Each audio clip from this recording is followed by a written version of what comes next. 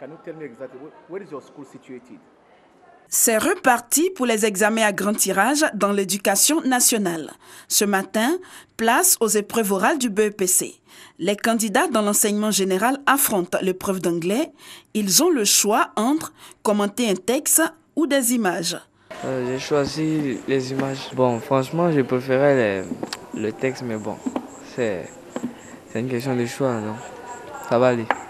Quand les premiers candidats se font interroger, les autres dans l'attente jettent un dernier coup d'œil à leurs documents. Ici, au lycée classique d'Abidjan, on enregistre quelques retards côté enseignants. Sur les 6 que nous attendons, nous avons actuellement 3, plus l'harmonisateur.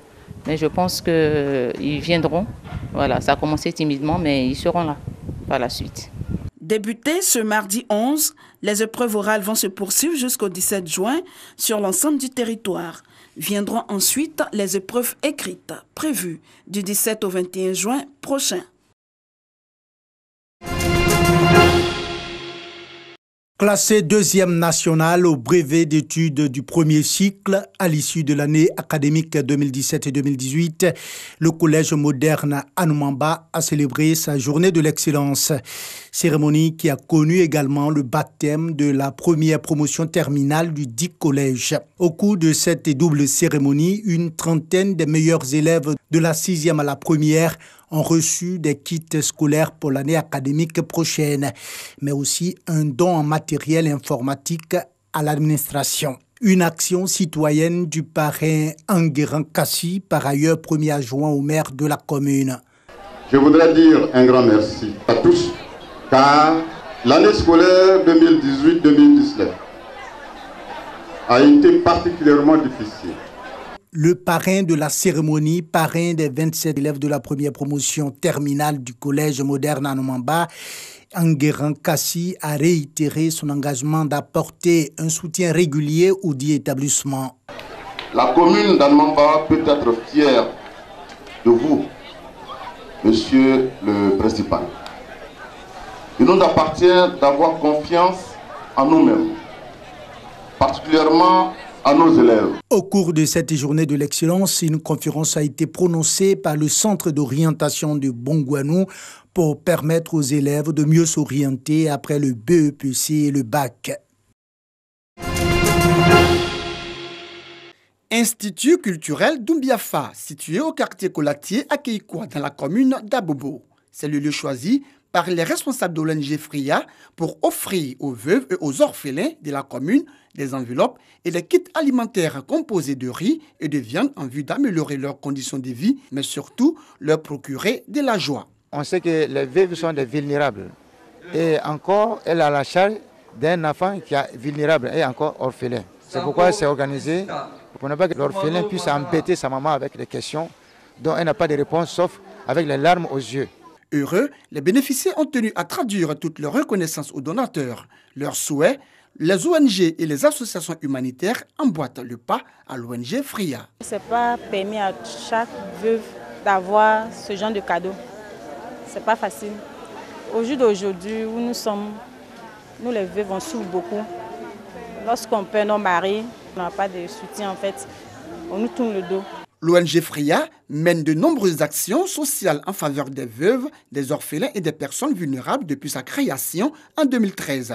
Les responsables de cette ONG entendent les jours à venir multiplier ces actions dans d'autres quartiers des communes du district d'Abidjan en vue de donner aux personnes défavorisées le sourire.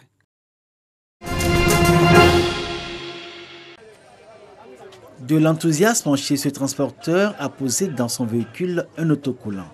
Le message est une exhortation à lutter contre la consommation de tabac. Une initiative du PNLTA, le Programme national de lutte contre le tabagisme, qui multiplie sur le terrain les actions d'information et de sensibilisation. La sensibilisation par des vastes campagnes qui peuvent s'étendre sur toute l'étendue du territoire en accentuant sur la notion de proximité, contribuer à la réduction de la morbidité et de la mortalité liée au tabagisme. Faire reculer la consommation de tabac en Côte d'Ivoire. C'est l'objectif du gouvernement à travers le programme national de lutte contre le tabagisme. Si la population en toutes ses composantes constitue la principale cible, la jeunesse en reste le cœur. C'est que les jeunes, maillon essentiel dans la Côte d'Ivoire de demain, sont considérés comme la frange de la population la plus vulnérable. C'est pas une bonne chose de fumer parce qu'on peut attraper des maladies, on peut avoir des problèmes de poumons, de cœur, tout ça. Il y a mon entourage qui fume. Même bon, je les interdis à chaque fois en fait qu'ils veulent en prendre. Voilà. Parce que je leur conseille à chaque fois de laisser la cigarette parce qu'elle est très dangereuse pour la santé. Le message du gouvernement, lu par le ministre de la Santé et de l'Hygiène publique, Aka Oulé, relève l'immensité des défis, en même temps qu'il souligne les efforts déployés pour la lutte anti-tabac, à la lumière de la Convention cadre de l'OMS, voie d'accès à l'adoption d'une loi anti-tabac en Côte d'Ivoire. La Convention cadre, c'est principalement deux grandes mesures.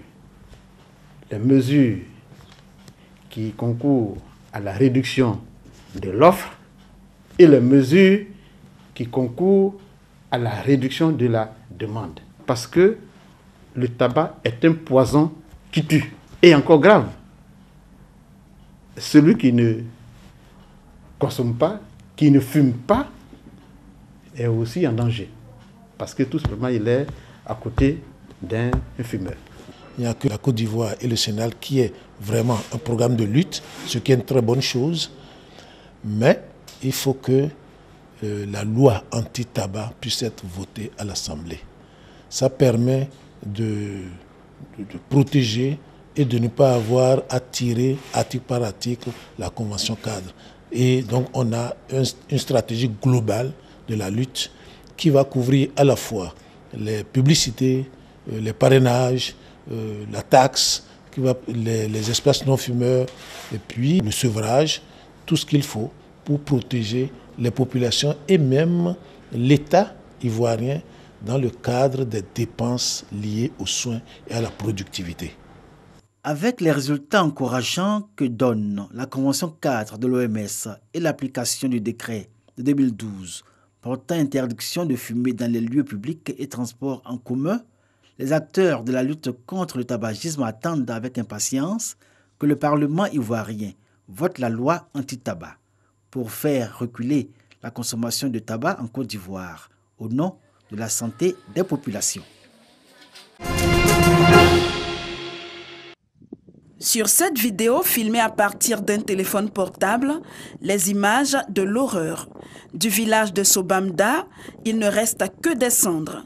Cette localité située à Mopti dans le centre du Mali a été complètement rasée. On enregistre une centaine de morts, 19 disparus selon le gouvernement. Des maisons calcinées et des animaux abattus par des hommes en armes. Dans un communiqué officiel, le gouvernement a pointé du doigt des terroristes. Cette attaque fait suite au massacre de 160 Peuls en mars dernier dans le village d'Ogassogou.